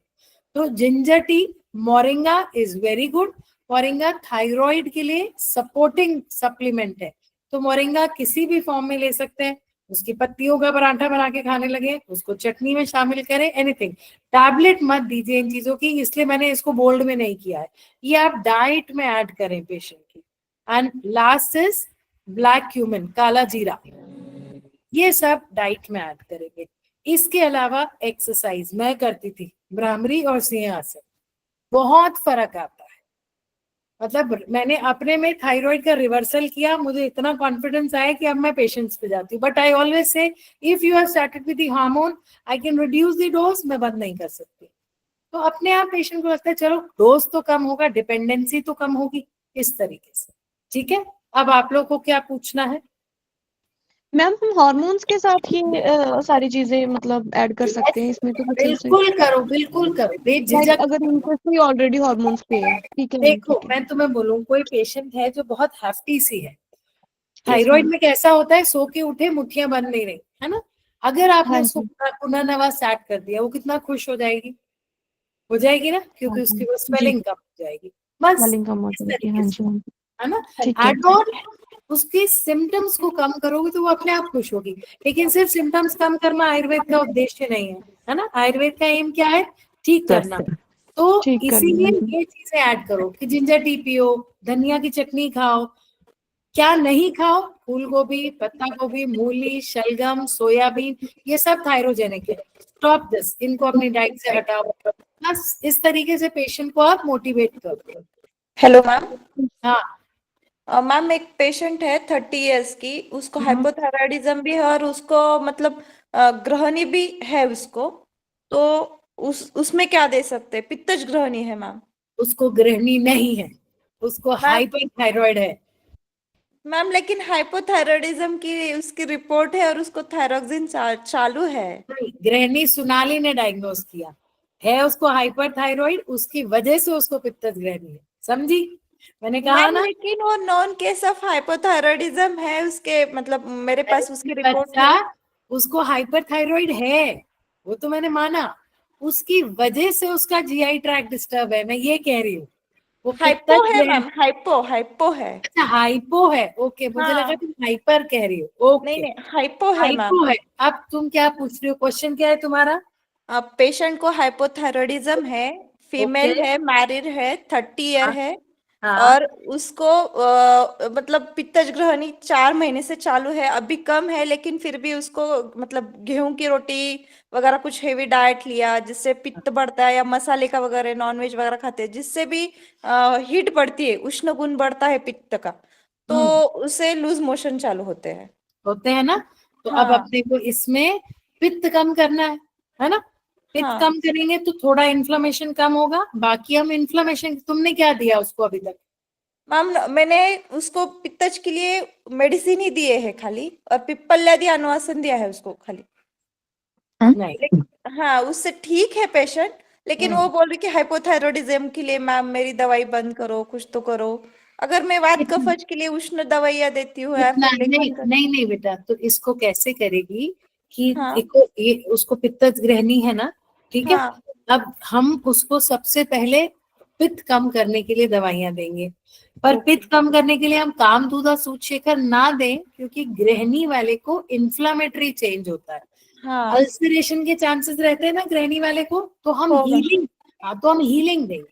अब हीलिंग में ओके। क्या आ गया, प्रवाल और सवाल। यष्टिमत और यस मोती, यस। ठीक है। तो आप ओके मैम। इसको ये खाने के पहले खाली पेट दो, दोनों टाइम, पहला आपने ओके। हीलिंग दे दिया, अब हाँ पित्त कम करना है तो खाने के बाद भी दो, मतलब पहले और बाद में कवर रखो। खाली ओके पेट भी मैम। हमने वो किया, खाने के हाँ बाद जो हमने खाने में खाया हम अब उससे हमें प्रोटेक्ट करना है। खाने के बाद काम दूधा दे सकती हो, है ना, ओके। या हाँ कोई पेटेंट दे रही हो वो दे दो, ठीक है। अब ठीक है मैम। रहनी वाले को क्या होता है, बार बार मोशन जा रहा है क्योंकि हाँ उसकी गट क्लियर नहीं हो रही है ना। अब हाँ गट क्लियर करने के लिए तुम उसको कोई माइल्ड लेक्सेटिव दोगी, तुम सोचो कि मैं उसको एरन भ्रष्ट खरीद की या अभ्यारेज दे दूं, नहीं, ये तो और बेचारी बीमार हो जाएगी। तो कोई अब भी माइल्ड लेक्सेटिव तुम्हारे एरिया में जो है वो दे दो, नहीं सब तो गोल वगैरह दे सकते हैं। नहीं तो प्लेन इसबगोल नहीं देंगे, त्रिफला के साथ दो। ओके। अभी पत्ती कर दे सकते हैं क्या मैम? अब अगर उस देख अविपत्तिकर बेटा उसका उसका गट क्लीन नहीं करेगा, समझ रही ओके। है? हमें गट क्लीन कराना है, एक बार गट खाली होगा तो बार बार जाएगी ही नहीं, समझ हाँ रही है? हाँ तो हाँ आपको ये 3 स्टेप्स, और आफ्टर नाइट, ये 3 स्टेप्स आपने कर लिए, उसकी ओके। गृहिणी को कवर किया, फिर हम उधर से उसका हाइपोथायरॉइड ठीक कर सकते हैं, ठीक है। Okay ma'am. पहले जो और बहुत तकलीफ है उसको ठीक करो, फिर नेक्स्ट। ओके मैम, और एक पेशेंट थी हाँ उसको पहले से ही गृहिणी है लेकिन वो कंसीव कर चुकी थी, हम्म और गृहिणी की वजह से मतलब जो प्रेगनेंसी थी 5 to 6 वीक्स की, वो मतलब बड़ी मतलब पूरा ग्रोथ एंड डेवलपमेंट वीक्स के नुकसान नहीं हुआ, तो हम्म वो उसका रिग्रेशन होगा। अगर उसे अगर कंसीव करना है तो हम इसमें क्या कर सकते हैं? एंड ऑन एंड ऑफ होता है मैम उसको तकलीफ देख, अगर गृहिणी की। कोई कंसेप्शन के लिए आया है, प्रेग्नेंट नहीं है ना, तो मैं हाँ सबको बोलूंगी पहले 1 या 2 महीने depending upon the severity of the disease उसको करेक्ट करो। Okay patient ma'am. को करेक्ट करने के, हमको पढ़ाई नहीं आती थी तो हम पहले अयुन रिलरिक महेश्वर सूत्र से आगे बढ़े थे ना, सीधा हाँ संहिता नहीं पढ़ी थी ना। तो नहीं। हम सबको याद है, मैं तो भूल गई महेश्वर सूत्र, है ना, बस नाम भर याद है। तो इसको हम पहले पेशेंट को करेक्ट करें, अब करेक्ट करने में हम उसके सारी चीजों को लें, है ना, ओके। ऐसे नहीं कि उसको गोरा करना है, उसके बाल लंबे करने, ये नहीं, इंटरनल करेक्शन। तो इंटरनल ओके। करेक्शन 2 चीजों का, हाँ गट एंड रिप्रोडक्टिव, ओके 2 चीजों को करेक्ट करना है ना। पेशेंट को हाँ पूरा डिटॉक्स कर दो, फिर उसको प्लान कराओ, तो बहुत कम चांस है कि उसका कुछ अबॉर्ट हो या ग्रो ना हो। पेशेंटली पेशेंट्स को ट्रीट करना है, अबर दबर नहीं करनी कि आज ही कर दूं कल चल भाग ना जाए कहीं, नो, नहीं। ठीक है। मैम आपने बोला था कि मैम आपने बोला था कि जैसे कि शादी के बाद जो पीरियड्स की गड़बड़ हो जाती है उसमें विटामिन डी देना चाहिए, तो एक ऐसी पेशेंट है थी, कल कॉल आया था उसका। वो पहले तो मतलब उसके पीरियड आ नहीं रहे थे बहुत दिनों तक, तो उसने वो 21 डेज पिल लेके अपना शादी तक उन्होंने ऐसा लिया था डेट वेट बढ़ाने के लिए।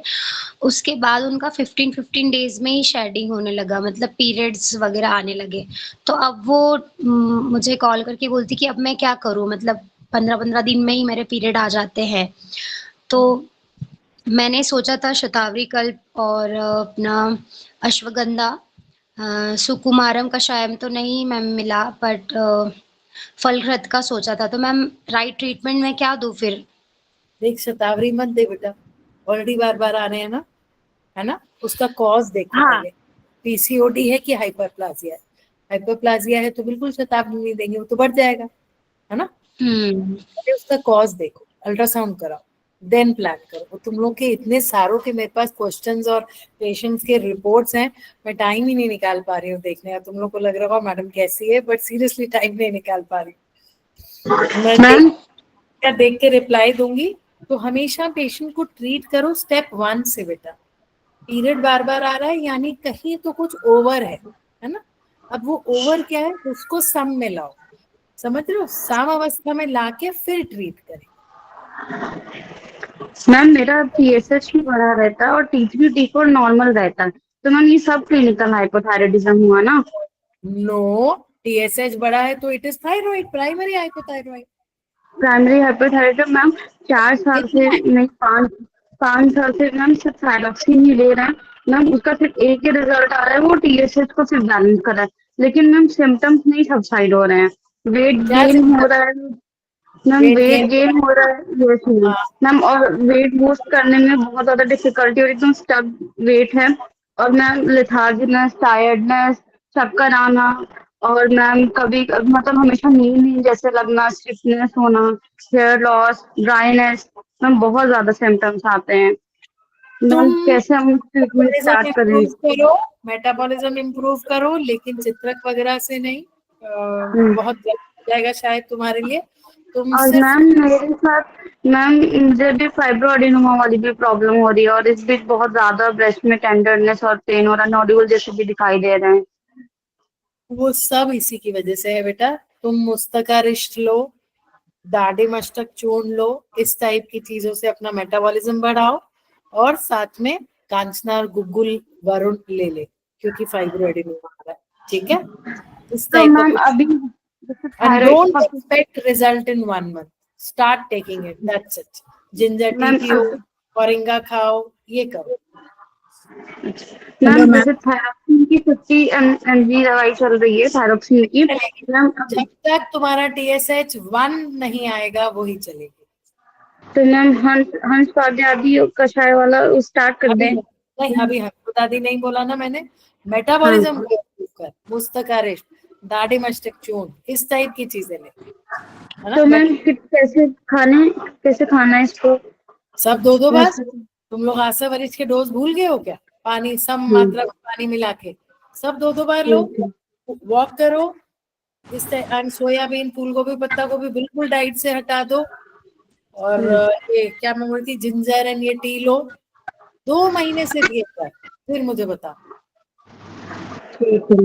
मैम हाँ, मेरी पेशेंट है, उनको right side ovary under developed है, जिसकी वजह से uterus is inclined towards the left side, बल्कि है। ऐसे पेशेंट 22 इयर्स है, सारी ब्लड रिपोर्ट्स, हार्मोन्स नॉर्मल है, पीरियड्स नॉर्मल है, weight is also normal, sperm के सारे काउंट्स नॉर्मल है।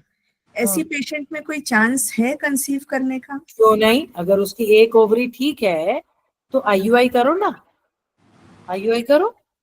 इंक्लाइंड है, शायद स्पर्म अंदर ना जा पाता हो अच्छे से, क्योंकि अंदर का स्ट्रक्चर या किंक हमें नहीं पता है। IUI करवाओ, बिल्कुल ठीक है। Ma'am, how to increase AMH? Like, what can be the best possible ways to increase it? AMH का टॉपिक है कल। Okay, ma'am. And what to do in unexplained infertility, like all the reports Unexplained are infertility में just give Ayurvedic medicines which are good for female reproductive and male reproductive and mental peace. बस जब सब normal है तो कुछ मत करो.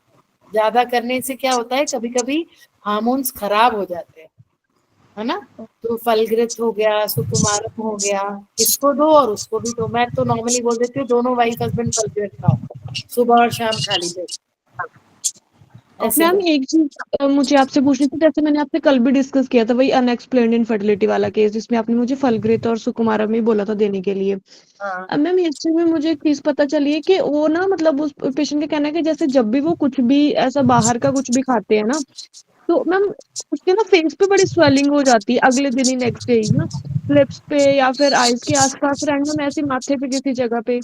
Urticaria, शीत पित्त, विदग्ध पित्त. ठीक पित्त है कम मैम. करो उसका, पित्त कम करो. Okay ma'am. मैम इसके लिए कुछ स्पेसिफिक मेडिसिन आप प्रिस्क्राइब करेंगे प्लीज, अगर कुछ ध्यान में है मतलब. पित्त के लिए कुछ भी, इसके लिए अर्टिकेरिया के लिए मैम कुछ हाँ specific? वही कह रही हूँ, सूत शेखर, लघु जी, सूत शेखर, खाली पेट कुछ भी दे दो और ठीक है अविपत्ति का दे मैम. दो. ये इस टाइप की चीजों के लिए ये देंगे.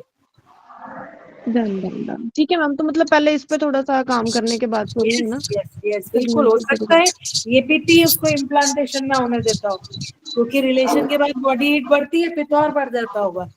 तुम देखो कहीं ना कहीं हमको सिम्टम्स मिल जाते हैं, ये हिडन होते हैं.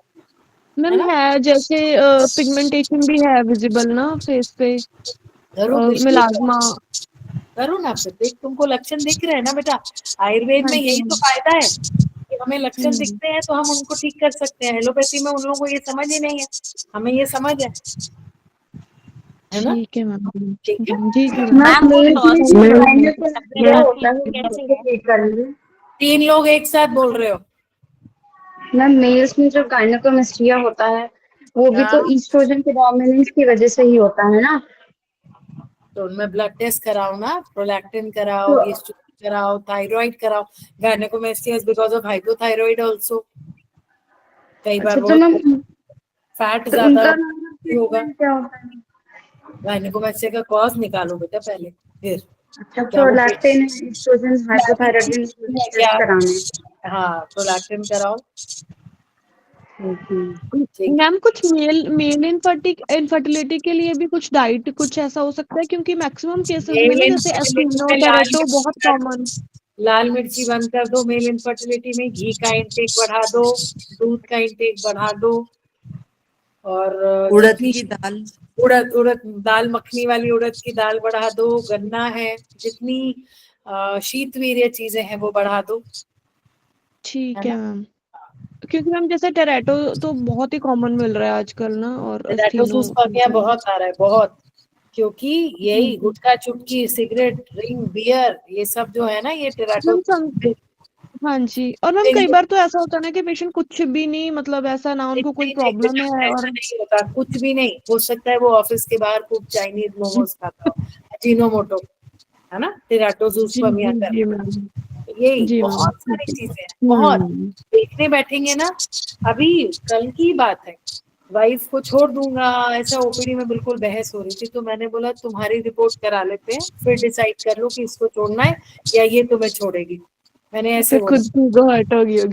एक्चुअली उसकी आज रिपोर्ट आई, तो जस्ट 25 मिलियन था और मोटिलिटी कम.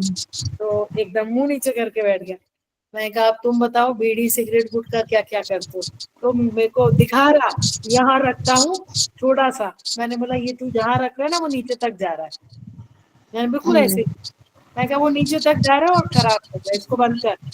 फिर ऐसे मैं कहा रश्मि इसको छोड़ दे अब. तो हंसने लगा.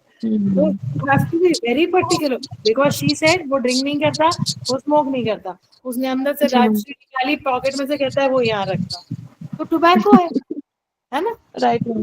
आपको मतलब ऐसा नहीं है कि कुछ नहीं, ये लोग कुछ ना कुछ तो करते हैं, तभी तो बैठोगे बेटा. या फिर किसी बेचारे का कंजेनाइटल कुछ हो सकता है, उसको अपन नहीं ब्लेम कर सकते, है ना. कई लोग जैसे वेरिकोसेल के लिए ऑपरेट्स वगैरह हो जाता है, बट उससे चीजें ठीक होने के चांसेस, मतलब जहाँ तक मुझे लगता है कि शायद मेरी लाइफ में अभी तक के कैरियर में सिर्फ 3 पेशेंट का रिवर्सल देखा है, बाकी का नहीं. क्योंकि बेटा वेरिकोस मेरे पास जब आया तब था या बहुत पहले से था ये नहीं पता।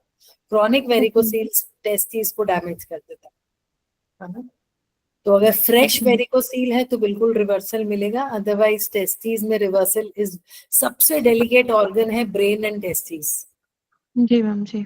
तो इनमें रिवर्सल के चांसेस कम होते हैं।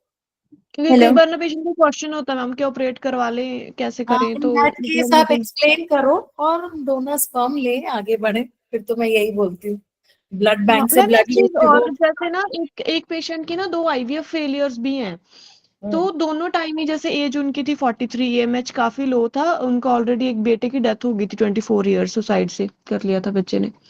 तो अभी ना मैम वो लोग आईवीएफ के लिए ट्राई कर रहे थे, 2 साइकिल्स उन्होंने लिए, दोनों बार उन्होंने फीमेल मतलब डोनर एग से है ना काम किया है, और दोनों ही केसेस में मैम 6 वीक्स पे 7 वीक्स पे हार्ट बीट आने के बाद मिस्ड अबॉर्शंस हुए हैं।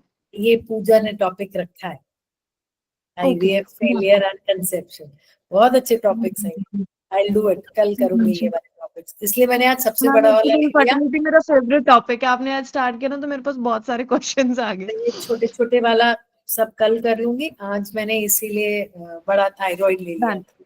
ठीक है, मैम मेरा आउट ऑफ टॉपिक क्वेश्चन है कि मतलब मेरे पर्सनल है कि मैम वर्षा ऋतु में मुझे चेहरे पे बहुत ज्यादा ऑयलीनेस आ जाती है, बहुत ज्यादा।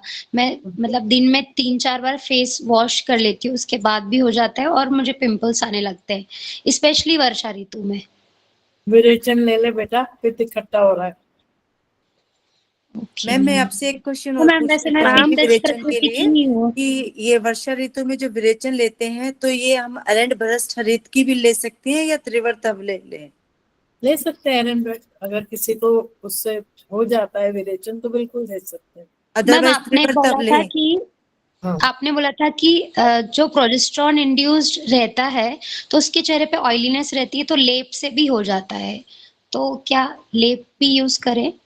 देख बेटा, अगर बहुत टाइम से तुझे ये प्रॉब्लम है, यानी तेरे अंदर से ही वो सिक्रीशन है ना, तो लेप तो हीट, एक्सटर्नल हाँ। है, इंटरनल से जी ठीक मैम, हो जाता है ना। पित्त प्रकृति है, यस मैम मेरी यस प्योर। यस, तो उस प्रकृति को तो तू चेंज नहीं कर सकती, उसमें बढ़े हुए पित्त को कम कर सकती, बस ओके प्रकृति मैम। तो हमारी चेंज नहीं होगी, है ना। मैडम एक क्वेश्चन है मैम तो दोबारा रिपीट करवाना इम्पोर्टेंट होती है। 4 लोग एक साथ हो, सुमन बोलिए। मैडम मेरा क्वेश्चन पुराने टॉपिक है। मेरे पास आज एक पेशेंट आई थी, 22 साल की उम्र है उसकी, और पीसीओडी के साथ उसको एमिनोरिया की प्रॉब्लम थी, तो एंडोमेट्रियम थिकनेस उसकी 4.7 है, तो उसके लिए एक बार थोड़ा सा ट्रीटमेंट लिखवा दीजिए मैम। एंडोमेट्रियम कम है ना जी, और उसको लेफ्ट ओवरी 8.8 सीसी का है। तो एंडोमेट्रियम थिक करो उसको इनिशियल 12 डेज शतावरी दो, एंडोमेट्रियम थिक होगी तो पीरियड बेटर आएगा। शतावरी घृत दे मैम? नहीं, टैबलेट दो, क्यों घी पिला रहे हो। अच्छा, शतावरी 2BD। टैबलेट दे दो 2BD, और साथ में पीसीओडी के लिए उसको आप क्या दे रहे हो वो कंटिन्यू करो, बस इनिशियल 14 डेज उसको शतावरी जरूर दो कि उसका एंडोमेट्रियम अच्छा बने तो शिफ्ट हो। अभी मैंने ट्रीटमेंट चालू नहीं किया मैम, आज ही आई थी, तो मैंने कहा। अच्छा, आज ही आई है? कितने महीने बाद आई है? पीरियड है उसको, मतलब कब आया था? उसको पीरियड 2 महीने पहले आया था। तो विड्रॉल देके देखो अपना आयुर्वेद से, सेनोविला वगैरह इस टाइप की चीजें, सेनोविला, नशपुष्पांता, केमिकॉर्डियल, साथ में उसको ये दे दो शतावरी सिरप, दो शतावरी की गोलियां, 2 सुबह 2 शाम। हाँ वो दो, और फिर देखो नहीं आता तो विड्रॉल देके फिर फ्रेश आयुर्वेद से ट्रीट करो, ठीक है। हाँ, हेलो मैम, एक्चुअली एक पेशेंट है 27 इयर्स फीमेल की, अनमैरिड है। उनको एचपी मेंसेस के पहले ना एक्चुअली स्पॉटिंग हो रही है, कभी 10 डेज स्पॉट हो रहा है, कभी 12 डेज, कभी 3 डेज, ऐसे इरेगुलर स्पॉटिंग्स है, और उनका टीएसएच लेवल भी रेज्ड है, मतलब 7.43 है, और रिसेंटली उनको लेफ्ट ओवरी में सिंपल सिस्ट डिटेक्ट हुआ है 4.1 × 3 × 3.6 सेंटीमीटर्स का, और व्हाइट सिस्ट लार्ज है, तो क्या ट्रीटमेंट दे सकते हैं इसमें? थायराइड के लिए दवाई ले रही है? एट प्रेजेंट तो वो कोई मेडिसिन नहीं ले रही, उनको काफी ऑन ऑफ मेडिकेशन उनका चालू था पहले, लेकिन उनको 4-5 साल से ये स्पॉटिंग का इशू हो रहा है एवरी मेंसेस। टीएसएच कितना है बेटा?